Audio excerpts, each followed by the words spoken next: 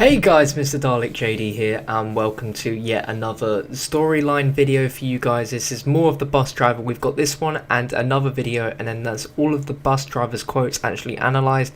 Be sure to take it with a pinch of salt, as not everything here is 100% confirmed legit, of course, but it's all conspiracy and a lot of theory. But I hope you guys do enjoy. If you're logging into a YouTube account, it'd be more than appreciated if you could just give that like button a quick smack in the face, and of course just leave a comment on your thoughts. Stay awesome guys, enjoy.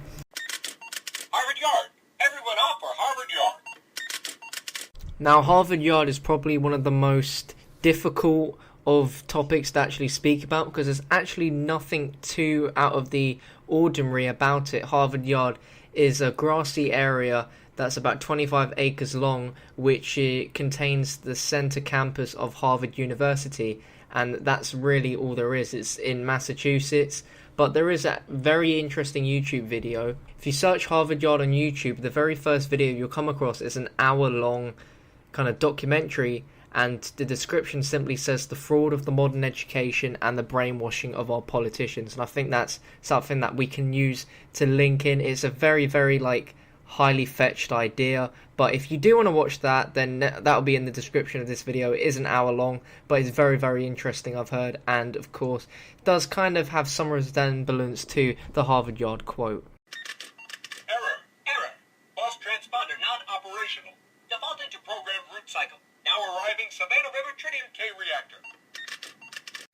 The Savannah River site is a nuclear reservation in the United States in the state of South Carolina. The site was built during the 1950s to refine nuclear materials for deployment in nuclear weapons. A brief history of this reactor is between 1950 and 51, the federal government asked E.I. DuPont to build and operate a nuclear facility near the Savannah River in South Carolina. The company had expertise in nuclear operations, having designed and built the plutonium production complex at the Hanford site for the Manhattan Project during World War II, and you may have seen the Manhattan Project appear on the Kino deterrent loading screen. Something to look out for there. And now between 1963 and 1971, the receiving basin for off-site fuels received the first shipment of off-site spent nuclear fuel. L reactor was shut down for upgrades, the R reactor was shut down, and the K reactor became the first reactor to be controlled by computer. Now, its tritium facilities are also the US's only source of tritium, an essential component in nuclear weapons, and the nation's only fixed oxidized fuel manufacturing plant is being constructed here as well. When operational, the mixed oxide fuel facility will convert legacy weapons-grade plutonium into fuel suitable for commercial power reactors. Now, this K reactor facility was shut down in 1996, with some of the support facilities kept in operation.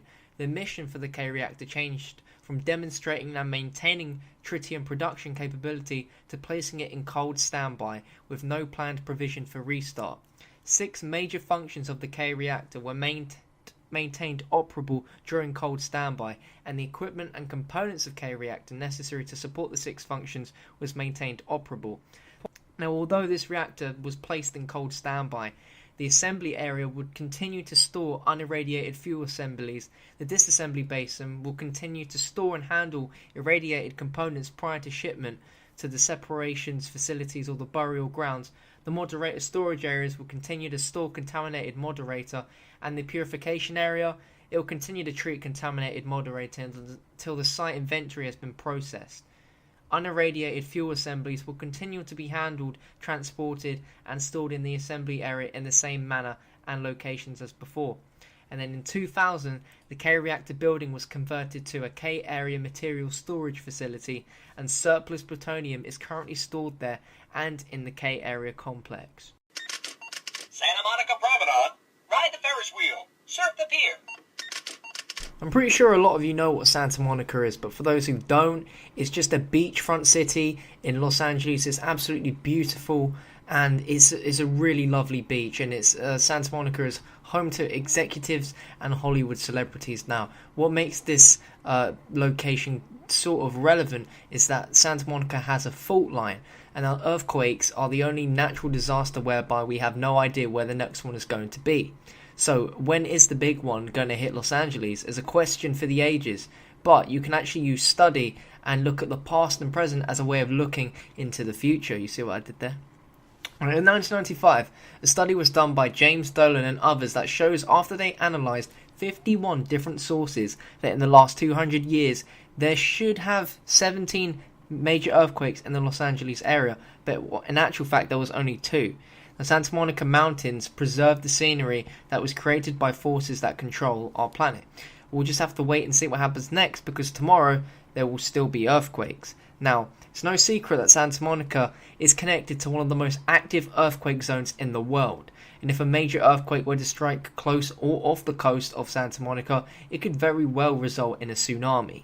Now, the expected worst case scenario would likely result in damage to homes and businesses and below the bluffs, where all areas above the bluffs in Santa Monica are not expected to be impacted by the effects of a tsunami due to the height of the bluffs. And on screen now I've just got a awesome little tsunami zone, just basically explaining what the bluffs are, where it's just like sort of mountains up above where you find most modern civilization. It's just the bluffs are like mountains where you can hide in any case of an actual tsunami. But there you go. Ladies and gentlemen, we are now arriving at the Fast Flux test facility. The Fast Flux test facility is a nuclear test reactor owned by the US Department of Energy. It's situated in the 400 area of the Hanford site, which is located in the state of Washington. Now, you might want to keep the name Hanford kind of relevant, keep it in your mind throughout all these little videos. It might be relevant. Anyway, the construction of the Fast Flux was completed in 1978, and the first reaction took place in 1980. From April 82 to April 92, it operated as a national research facility to test various aspects of commercial reactor design and operation, especially relating to breeder reactors. Now, the Fast Flux is not a breeder reactor itself, but rather a sodium-cooled fast neutron reactor, as the name suggests. It's stated on the site dedicated to it that it tested advanced nuclear fuels, materials, compounds, nuclear power plant operations and maintenance protocols, and reactor safety designs.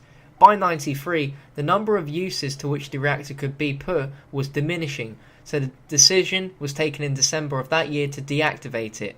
Now, over the next 3 years, the active parts of the facility were gradually halted, fuel rods removed and stored in above-ground dry storage vessels. However, in 97, the DOE ordered that the reactor be maintained in a standby condition pending a decision as to whether to incorporate it into the US government's tritium production program for both medical and fusion research. Since then, due to legal wrangling, decommissioning has been stopped and restarted at intervals. Now, in December 2001, the deactivation was continued after the DOE found that it was not needed for tritium production. Work has halted in 2002 when court action has begun. Then, as of May 2003, deactivation has continued and is currently in a state of cold standby. You can sort of see a little bit of a correlation between all these different reactors and being put in cold standby, eh? Darkened hole in a cliff just ahead.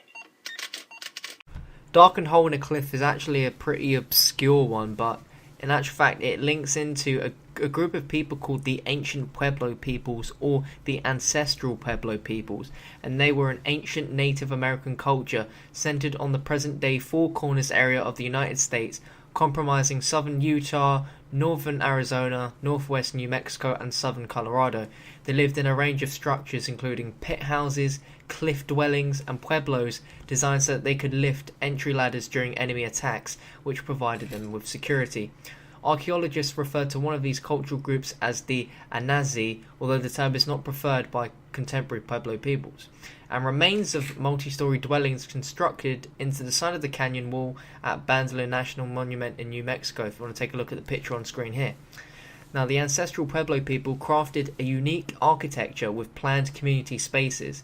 The ancient population centers such as Chaco Canyon, Mesa Verde, and Bandelier National Monument, for which the Astral Pueblo peoples are re-owned, consisted of apartment-like complexes and structures made from stone, adobe mud, and other local materials, or they were carved into the sides of canyon walls. Now, each were influenced by themselves and design details from other cultures as far away as Mexico. In their day, these ancient towns and cities were usually multi-storied and multi-purpose buildings surrounding open plazas and view sheds, and were occupied by hundreds to thousands of Astrobal Pueblo peoples. These population complexes hosted cultural and civic events and infrastructure that supported a vast outlying region hundreds of miles away, linked by transportation roadways. Now, there's two other stories, one about Fingal's Cave, which is on the Isle of Stafford in Scotland, and there's another one which is an engraving based on sketches made of Fingal's Cave by John Cleveley Jr., published in 1772. I won't go too much into these stories because they are quite long-winded, but be sure to look that up if you are interested, of course.